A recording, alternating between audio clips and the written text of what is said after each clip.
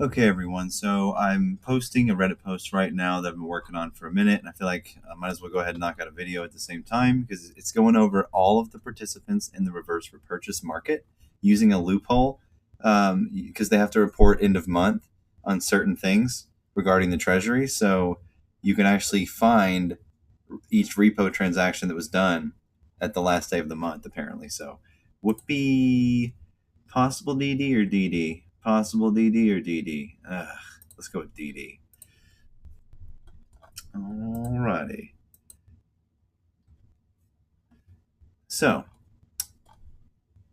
this chart right here, first of all, just follow along with me. This is January 2012. No demand for this market whatsoever. Not sure what happened here, but as you can tell, uh, much lower than where we are now. But there was a pretty sudden spike. Not sure what caused it. I'll have to look more into that. However, I want you to notice something. Look right here. You see that blank spot right there? What happened in February?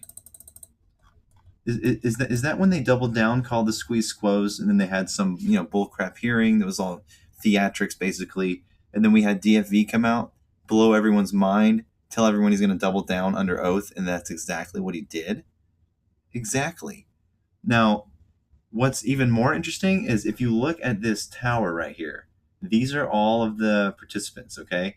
Like in order from like least to greatest. So at the very, very tip top, you have American something. I'll link this website below. This website's amazing.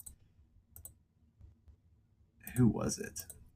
Yeah, American Funds. So at the very tip top here, you have American Funds. On June 30th, they accounted. Oh, I didn't know you could zoom. Oh my God.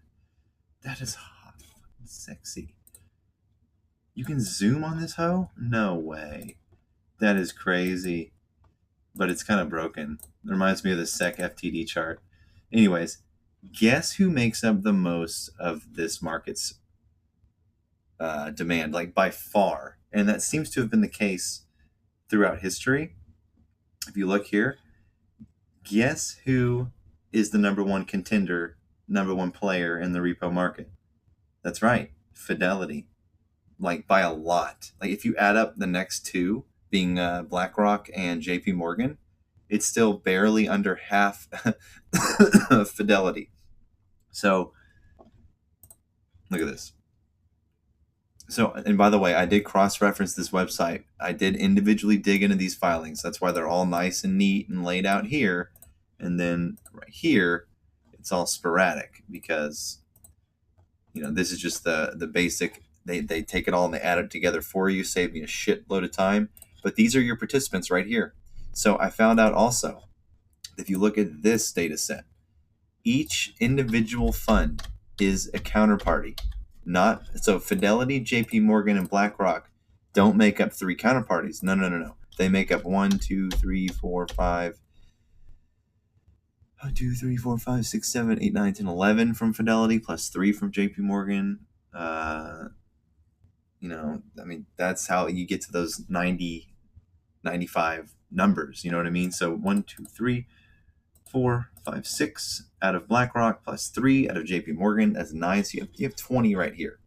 20 counterparties here. And this makes up a good chunk of the repo market. Now, if you look at the entire list here, this is it. So if you dig into each individual counterparty by dissecting each fund, it should equal that number that we saw on the 30th of June. All this data is based on the 30th of June. Now, why is the reason for that? It so happens to work out because if you look at the 30th of June, and I'm skipping through this because I literally just went over all this. I think I left it at the bottom. Remember June 30th? This was the only other day we got this close to $1 trillion. It was like the day we almost hit it. We had 90 counterparties. It was due July 1st, and the rate was 0.05, 991.393 billion in demand. And of that 991 billion in demand, Fidelity had the majority by a lot. So again, where's the graph line there? In February, I really think that they bet on us selling. And they thought we were going to buy the squeeze of squoze. But then we started getting people to turn share lending off and this and that. And now look at this. 4 months later, destroyed. So my question is this some form of like, can we predict the way the dominoes are going to fall? If it's going to stem from this market here, is this the order? Are we safest here at the bottom, or are we most exposed here? Fidelity has the most exposure, but they may also have the most collateral. So I don't know. It's just interesting. February. Anyways, let me do what everyone else does. LMFAO. So you're telling me this shit has no demand in Feb, and because apes held, all of a sudden repo goes tits to the sky, and there's no end in sight? Wow, this DD is amazing. Ladies and gentlemen, this is why we hold. I'm a data scientist. Just kidding. I find it hard to believe that this market magically and mysteriously goes absolutely crazy after a bogus hearing where they tried to paint DFP as a manipulator. God dang it, every time. So yeah, I mean, there you have it. That's basically it. I mean, you didn't think anyone was going to be this autistic, but here I am. This is the repo market. It's all the people we associate with on a daily basis. Fidelity's the biggest one. BlackRock's kind of mid-tier, and then you got all these things I've never heard of.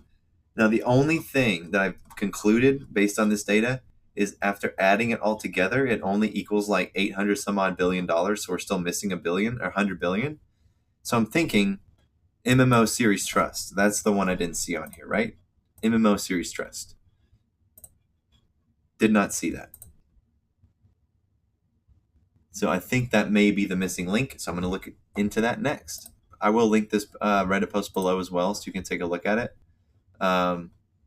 Not financial advice, of course. You got to say that. You got to say it. Yeah, there you have it. That's your counterparties right there. Nothing more. Just all the morons we've been expecting this whole time. And the counterparties, it's each individual fund comprised, by each issuer. So there you go. Enjoy.